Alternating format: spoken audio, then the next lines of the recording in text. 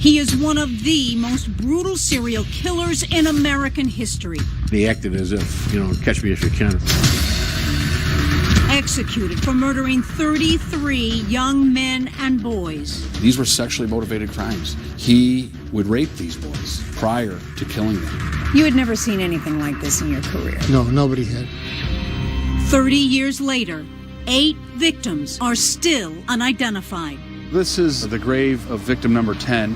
Cold case detectives are searching for answers.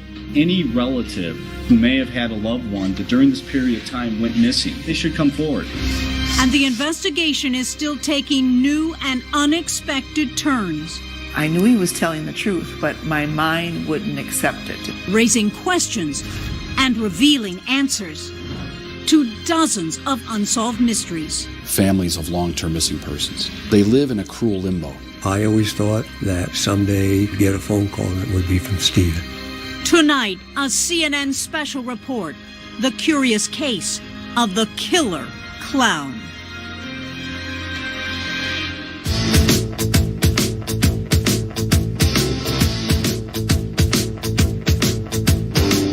The 70s was a unique time period in this country. Jason Moran is a detective sergeant with the Cook County Sheriff's Office. The loose culture, the drugs, the sex, the rock and roll, I'm going to stick my thumb in the air and we're going to go to the beach for the day. Young people being gone away from their homes for days and then returning.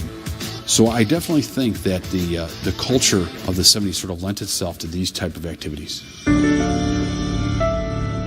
In the summer of 1976, 16-year-old Jimmy Hawkinson was living that laid-back lifestyle when he walked into the kitchen of his family's home in St. Paul, Minnesota, and announced he was going to Chicago.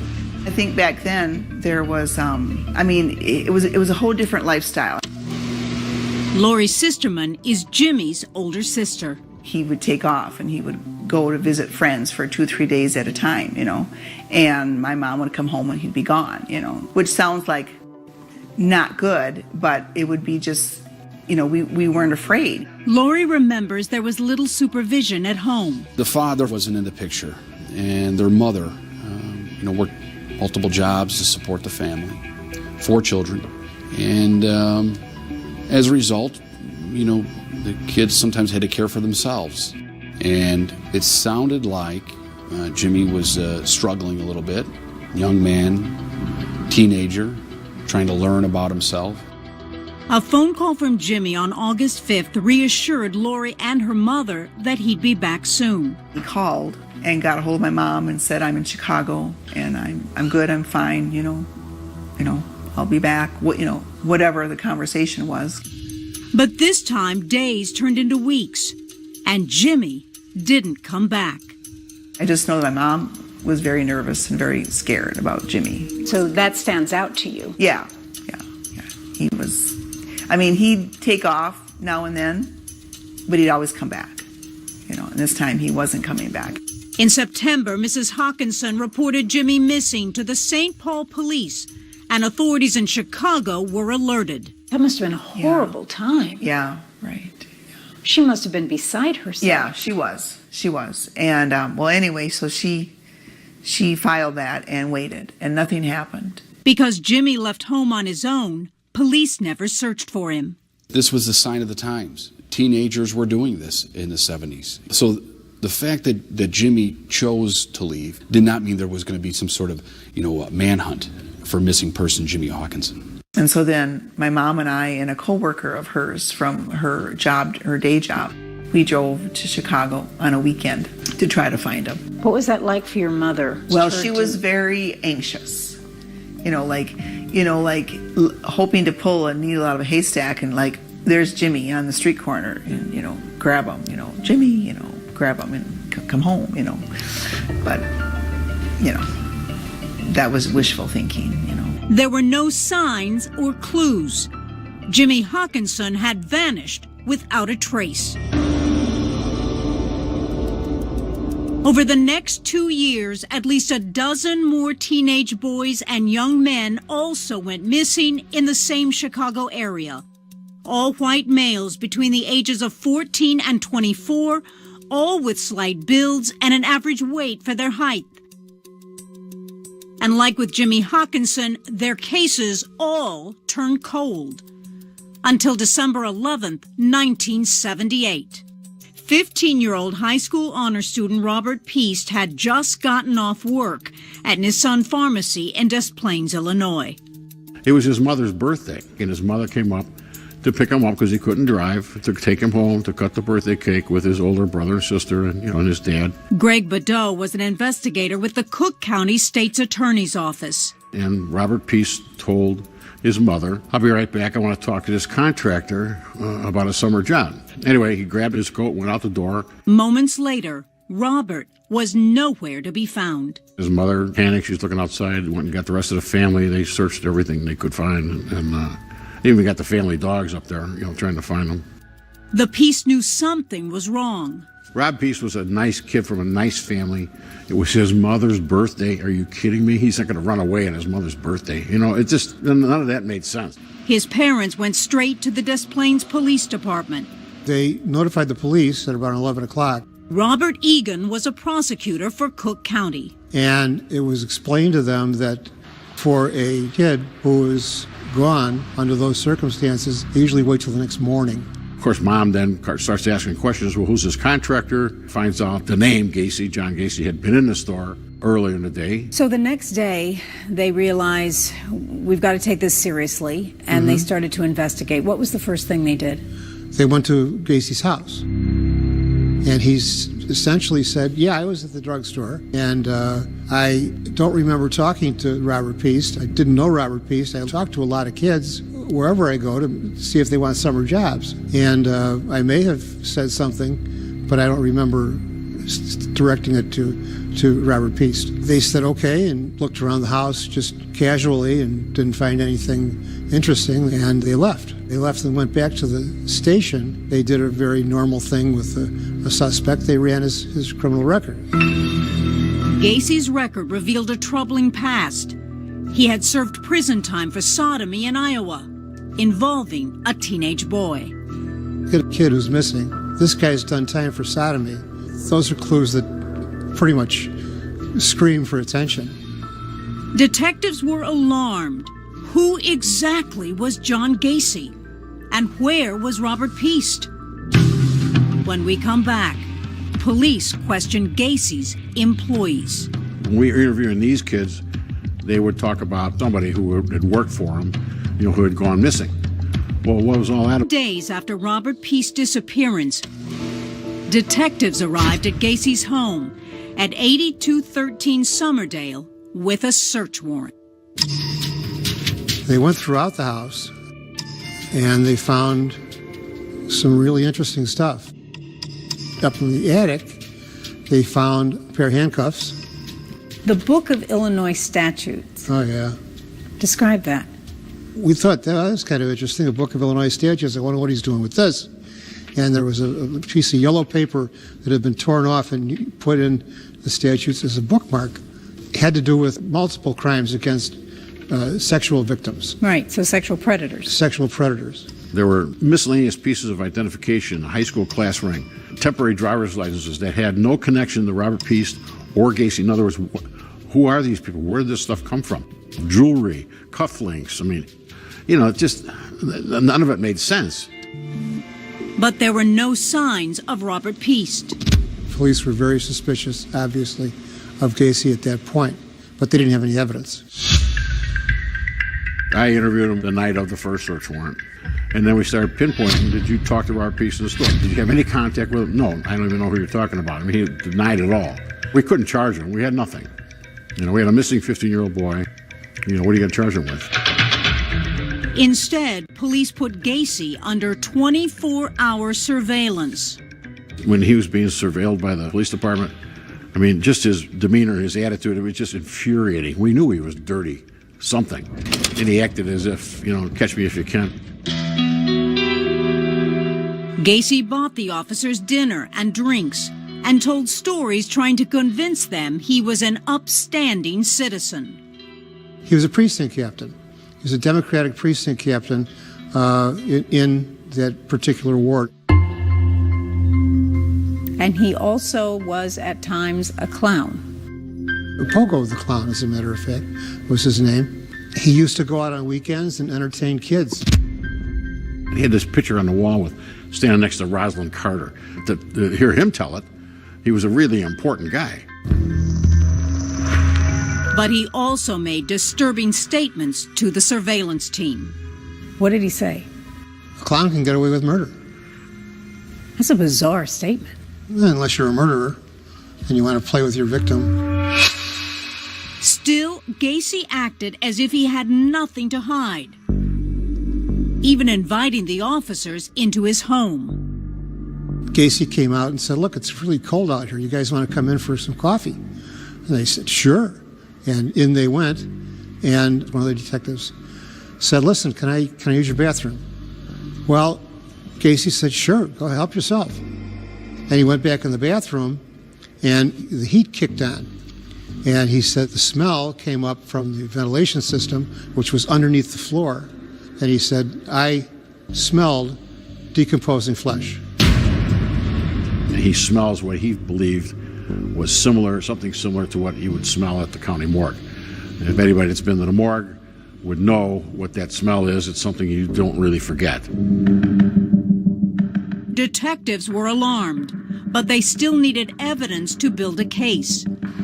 While the surveillance team watched Gacy's every move, investigators questioned his employees. When we were interviewing these kids, they would talk about somebody who had worked for him, who had gone missing. Well, what was all that about? Well, I don't know. The police came by and they were, asking questions, and Gacy said he didn't know anything about it. The kid picked up his last paycheck, and that was the last anybody ever saw of him. There was a couple like that, a couple of young guys that disappeared that worked for him. Young guys like 17-year-old Gregory Godzik, who had gone missing exactly 2 years earlier, and 18-year-old John Butkovich, who was last seen having an argument with Gacy over money. Never seen alive again. No bodies were ever recovered. They vanished from the face of the earth. Where are they? Where did they go? Investigators also learned the class ring they found in Gacy's home belonged to 19-year-old John Zick, who had been missing since January 20th, 1977. He just vanished. Parents, filled out a missing persons report with the Chicago Police Department. His car vanished. Of course, his class ring was gone. There was a TV missing from John Zick's apartment. It ends up, when they did the first search warrant, they took photographs of everything, and one of the photographs was Gacy's bedroom, and here's a small TV sitting on the dresser that was very similar to what was in the missing persons report. And there was more. One of Gacy's employees revealed disturbing details about Gacy's orders to dig trenches in his crawl space to help manage a drainage problem. He says, I was in a crawl space digging a trench at Gacy's direction, and Gacy told me to dig it from where the sump pump was over to the wall, and then go down along the wall, like a right-hand turn. So, being a kid, he goes, well, why should I go this 90-degree turn? He said, I'll just do a diagonal. And Gacy came down and got all bent out of shape, yelling, screaming, hollering, swearing at him. I told you, goddammit, I told you, dig over here, not over there. And he really got mad. Mad because he didn't want nearby piles of dirt disrupted. And then I started thinking, whoa, that in conjunction with the digging, the piles of dirt, these kids that had never seen or heard from again, where are they? Well, is it possible? Is it possible that they're in the crawl space? I mean, this is what goes through your mind. You start to think, is he responsible for 5, 6 murders? Detectives imagined the worst, and they needed to get back inside Gacy's house and into the crawl space. When we come back... You had never seen anything like this in your career. Who had? No, nobody had. And then... We heard it on the news. And I just said, Mom, we need to do something. 1978, when Cook County investigators entered John Gacy's house with a second search warrant, and they headed straight for the crawl space. Dan Genty was the guy who went down there, evidence tech, and he took a shovel with him, and it was just a matter of 5 minutes, and he yells back up through the hole, I got some bones down here. I remember it was like it was yesterday. He said, "Pardon me?" "Oh, shit." And we said, what's wrong? He said, "I got another rib cage down here." And we all stood there and looked at each other and went, wow. Later that night at the Des Plaines police station, Gacy gave a shocking confession. He said, "We're going to clear up like about 30 homicides," which I thought was a lot of BS. I'll be honest with you. But Gacy kept talking. His attorneys are there, and somebody said, "Well, who was the first one?" And he said, "Well," he explained that the first one was in 1972. Well, this is 1978. I mean, now you've got a serial killer on your hands. Gacy described a gruesome killing spree where he handcuffed his victims, then strangled them until they stopped breathing. A technique he demonstrated on Assistant State's Attorney Larry Finder. And he reaches into his pocket and takes out his rosary. He said to Larry, "Here, put your arm in here." And Larry just kind of naturally flinched. And he said, "Relax, Larry, I'm not going to kill you." So Larry put his arm in, and Gacy demonstrated on Larry's wrist how he used the rope to kill these kids. These young men, they suffered before they died. Yeah, it was very brutal. These were sexually motivated crimes. He would rape these boys prior to killing them. Boys, including his missing employees, John Butkovich and Gregory Godzik, the owner of the class ring, John Zick, and Robert Piest. He then started drawing where we would find bodies. And he drew a square, and he said, "This is north." He drew a front door, and then he drew about 10 feet away from that, he drew a trapdoor, which was the trapdoor access to the crawl space. So you'll find, the 4 bodies here, 2 on top of 2. Under the door, you'll find 3 placed next to each other. Under the kitchen, you'll find 5, 3, and then 2 next to them. Damaging piece of evidence. Pretty accurate. Oh, God, was it ever. After running out of room in his crawl space, he said he dumped the rest of the victims in the Des Plaines River. He had taken the police out to the scene on the bridge, and he said, "This is where I threw Robert Piest." For weeks, the scene outside Gacy's suburban Chicago home was grim. Families with missing brothers and sons watched in panic as crime scene technicians pulled the remains of 29 boys and young men from the crawl space, backyard, and from under the concrete in his garage. You had never seen anything like this in your career. Who had? No, nobody had. Not at all.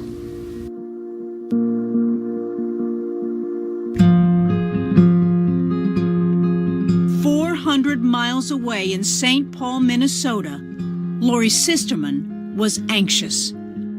We heard it on the news, and I just said, "Mom, we need to do something." Lori wondered about her younger brother, Jimmy. When Jimmy left home 2 years earlier, they knew he had made it to Chicago, but he never came back. This man was found in Chicago, arrested, and Jimmy was in Chicago. I mean, the odds, oh my. They went to the police department in St. Paul where they made the missing persons report and said, "Could you find out if our missing loved one is one of these victims that are being carried out of this evil man's home?" At the time of Gacy's arrest, the main way to identify the victims was dental records, which the Hawkinsons didn't have. So their case turned cold once again. As a mom, I just I can't imagine what my mom was going through, And she had 4 children and one of them was missing. My heart just hurts for my mom. 1 year later, Gacy was convicted of more murders than anyone in U.S. history at the time and sentenced to death. It was closure for dozens of families, but many of the victims were still unidentified, buried across Chicago cemeteries with the gravestone, "We remembered." Things sort of just went cold. There was no callousness by anybody involved with the investigation. Everyone just knew that there's nothing we can do at this point. Tom Dart is the sheriff for Cook County. And so then people somewhat went on with their lives, but for most people, they never really went on with their lives. They always wondered. When we come back. So you get a phone call from Jimmy Hawkinson's nephew, out of the blue. Yes. He says that his uncle has been missing for 35 or more years, and he would like to learn if his missing uncle, Jimmy Hawkinson, was one of Gacy's unidentified victims.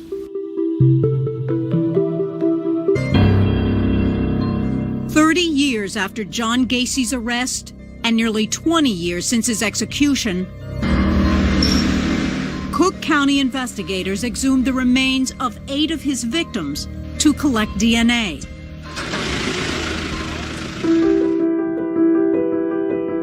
This is the grave of victim number 10.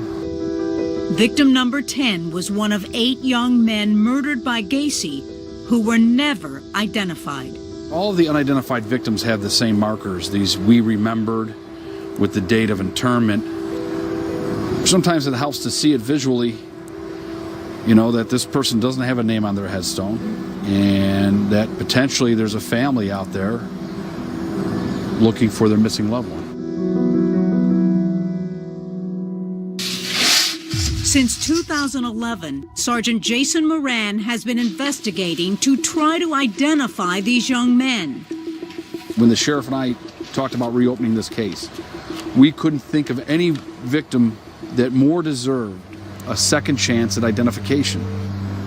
These people were robbed of their lives at a young age by an evil man, and even in death, they don't have the dignity of having a name.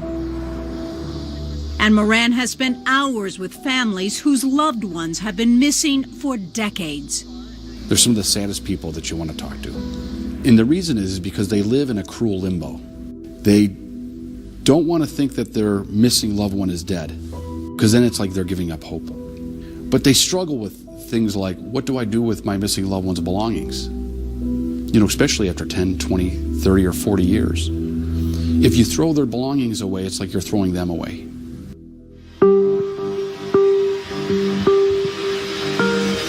Moran hoped advances in technology and DNA testing would solve the decades-long mystery and bring peace to grieving families. We had the best DNA profiles that we were going to get from these unidentified victims. So now we needed family members of missing persons that were willing to contribute their DNA profile to have it compared to these victims. Thanks, everyone, for coming here. In October 2011, Cook County Sheriff Tom Dart made a public appeal for families to come forward. We're looking for family members who think that one of their loved ones is a victim here. Any relative who may have had a loved one that during this period of time went missing. Anybody who's had that nagging concern and question in their mind, they should come forward. We gave criteria because we knew who Gacy's victims were. Males, white, to a certain age. We knew Gacy's first victim was murdered in 1972 and that he was arrested on December 21st, 1978. So we were looking for that time period. Leads poured in from across the country, and within weeks, they had a match. Because of all of this work, victim number 19 is never going to be known by a number anymore. Victim 19 was William George Bundy. We accomplished what we set out to do. We're able to provide that family with answers as to where their missing loved one had been all of those years. And what's that like to tell a family? Well, it's not easy. You know, in my job, in detective work overall, being successful sometimes causes other people pain. And to have to tell them that not only is their missing loved one dead, but they were murdered by an infamous serial killer is difficult to do. It's painful to hear.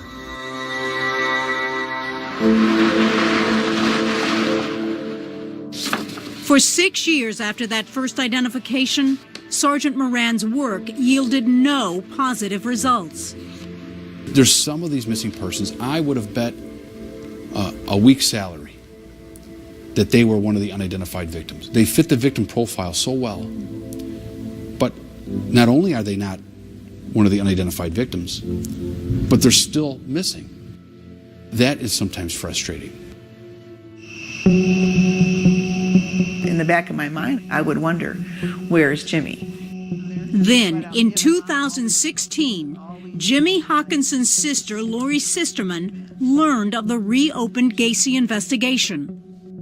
So you had a nephew in Texas that decades later wanted to know answers. Right, yeah. For literally 10 years or more, he has been in the computer looking, searching sites and stuff. So you get a phone call from Jimmy Hawkinson's nephew. Mm-hmm. Out of the blue. Yes. What did he say? He says that his uncle has been missing for 35 or more years, and he would like to learn if his missing uncle, Jimmy Hawkinson, was one of Gacy's unidentified victims. Moran learned Jimmy disappeared in Chicago in 1976, right in the middle of Gacy's killing spree. Now he needed DNA samples from Jimmy's family. A local police officer came to my house and swabbed my cheek several times, and they sent that off. Finally, after 40 years, Lori was just weeks away from learning what happened to her brother. Coming up. So you get a call from Detective Moran. Jason Moran. He called me and said, I'd like to get together with your family. I didn't even have to knock. They were waiting. They saw me pull up.